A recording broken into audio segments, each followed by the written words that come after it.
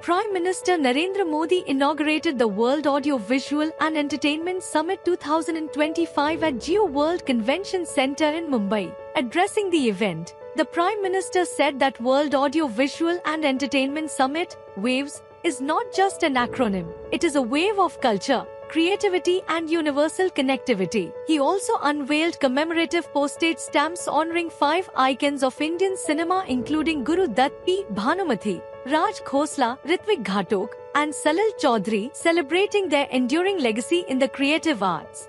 Union Minister of Finance and Corporate Affairs Nirmala Sitharaman virtually inaugurated Corporate Bhavan and PM Internship Scheme Facilitation Centre in Kolkata. Speaking on the occasion, the minister said that Corporate Bhavan will become a true single-window interface for companies, insolvency professionals, auditors, startups, and investors seeking timely corporate regulatory services. She also said that consolidation of services at the Corporate Bhavan will significantly cut costs, accelerate approval process, and improve operational efficiency, all of which will help enhance ease of doing business. Union Minister of Youth Affairs and Sports Dr. Mansukh Mandavia felicitated and presented the Major Dhyan Chand Khel Ratna Award 2023 to badminton champions Chirag Shetty and Sattviksharaj Rankireddy in New Delhi. In a post on X, the minister wrote that this award is a testament to their dedication and exceptional performances on the court.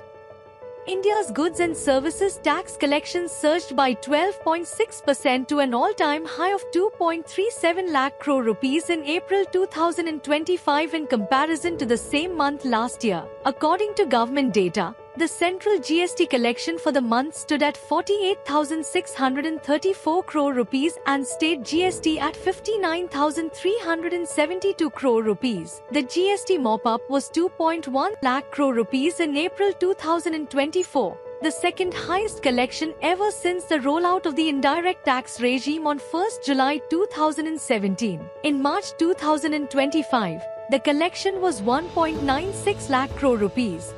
The Election Commission of India has introduced new initiatives aimed at improving the accuracy of electoral rolls and making the voting process more convenient for citizens. The Commission will now obtain death registration data electronically from the Registrar General of India. To make voter information slips more voter-friendly, the Commission has also decided to modify its design. The serial number and part number of the voter will now be displayed more prominently with increased font size.